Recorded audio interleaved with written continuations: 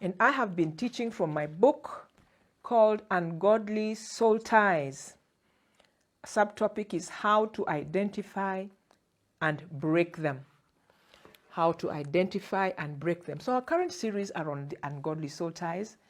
And for those hearing this word for the first time, you might be wondering, what is a soul tie?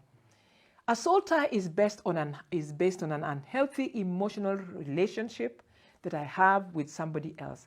It is an attachment that I have to them, and that attachment is invisible and very spiritual. When a relationship that I have with somebody affects the way I think, the way I feel, and the things that I do, then we have an ungodly soul tie. And it may surprise us to know that although we think that we are free people who do what we want, we may find out that a lot of what we do are out of fear or out of trying to impress somebody else or out of anger towards somebody else.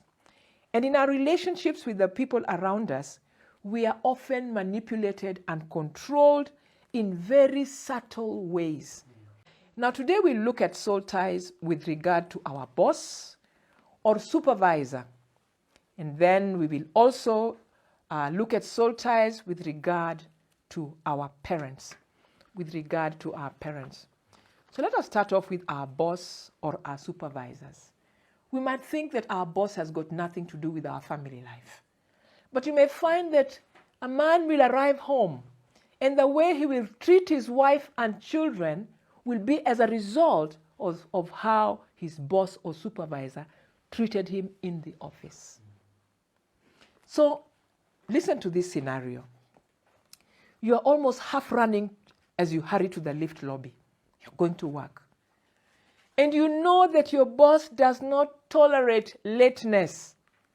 So the first thing that you do before you dash for the lift was that you went to the parking lot and you passed by there to see whether your boss's car was already in the parking lot. And, oh my goodness, it is not. You know you're late. So you rush. It is 5 minutes past the hour. And your boss has not yet come. He is often at his desk at 15 minutes to the hour. And your goal has always been to get to the office at least 20 minutes before the hour. Because after all, he always passes right by your door to go to his office. And true to his nature, he always looks into your office to say, "Good morning." Good morning indeed. You know that the reason that he looks into your office is to see whether you have arrived. But why does he look into my office 15 minutes before time? He knows that the office hours are from 8 a.m. to 5 p.m. And he tells me good morning at 7:45. So you feel like today God is on your side because his car is not parked by there. So the lift capacity as you get there is 10 people. But you have already counted and seen that you are 12 people. So a verse comes to your mind that says, consider others as better than yourself. You push that verse to the very back of your mind. And it comes up again. Lord, you know that I always let others get into the lift before me. But please, Lord, just understand that I need to get to my desk before my boss arrives. You have already delayed him so that I can get to my desk. And I'm thankful to that, Lord. But why is this lift taking so long to come down anyway, of all days today? Then a lady comes carrying a small baby. And she stands right next to you. She's probably going to the 3rd floor because that is where the Dr. Mahal, the pediatrician's clinic is. So the green light comes on and the lift door opens. Everyone surges forward. It is now 8 minutes past the hour. You almost knock down the lady carrying the baby as you rush to get into the lift. Just as you turn around to face the open lift door, you see your boss walking briskly towards the lift lobby. You look down so that she does not recognize you. It is now 10 minutes past 8. There are 12 people in the lift, so the door stays open as the familiar bell rings for 2 people to step out of the lift. Lord, although I'm near the door, I cannot step out of this lift. Not with my boss out there. The lady with the baby is standing next to you. She looks at you pleadingly and you look away. She steps out, and the lift still continues, the door continues to make a noise. Another man also steps out. The door closes very slowly, and you dare not look up. You can feel the beads of sweat stinging under your armpit. When the lift door opens on 10th floor, you fly out and almost knock into your boss as he's calmly walking out of the lift opposite you. Good morning, Martin. He looks at his watch, and you instinctively also look at yours too. It is 13 minutes past 8 o'clock now. And your boss asks you, why didn't you let the lady with the baby take your place in the lift? What? Yes. I usually let ladies get into lifts first, sir. He walks away as you're still talking. There goes your promotion, wearing a suit and carrying a briefcase. Okay? I'm sure there's some people reading this account or hearing this account of this employee who is terrified of his boss did not find it funny. You probably sweated right along with Martin when his boss appeared in the lift lobby. Often when an employee is terrified of his or her boss, the problem is with him and not with their boss. We cannot control how other people treat us, but we can choose how to react. Unfortunately, some people are programmed to react the way they do due to unseen circumstances and childhood trauma.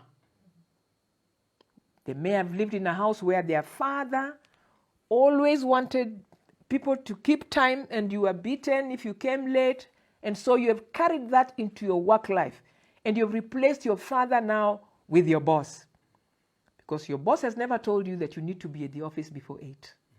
He just passes at 7:45 and looks into your office, but you have decided that each time he looks into your office, you must be seated there. Okay? Now, when we start to work under a boss or a supervisor, we often transfer fear that we had for maybe a teacher or maybe our parent or our previous boss into this new situation.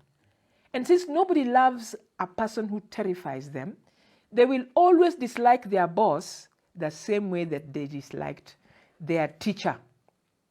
And there are some people for whom the very sound of their boss's shoes as they are walking down an office corridor strikes fear into them.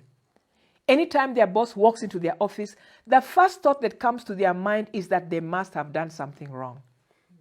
And it is very hard, if not impossible, to give one's best in an atmosphere of fear. Fear is a spirit, and it does not come from God. In 2 Timothy 1:7, we are told, for God has not given us a spirit of fear, but of power and of love and of a sound mind. And if your hand shakes whenever you give something to your boss, then you have an ungodly soul tie with him. He asks you for something, here it is. Okay?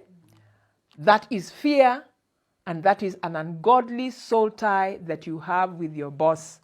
And just imagine that your office is where you are from 8 to 5. So if you are miserable in the office, then you're a miserable person, period. Because the most productive time of your life is a time of misery. By the time you get home, you're irritable at your children, irritable at your wife, irritable at the cat. Okay? And if each time your boss comes to your office, he leaves you an emotional mess, then the relationship needs some unwanted ties broken from you.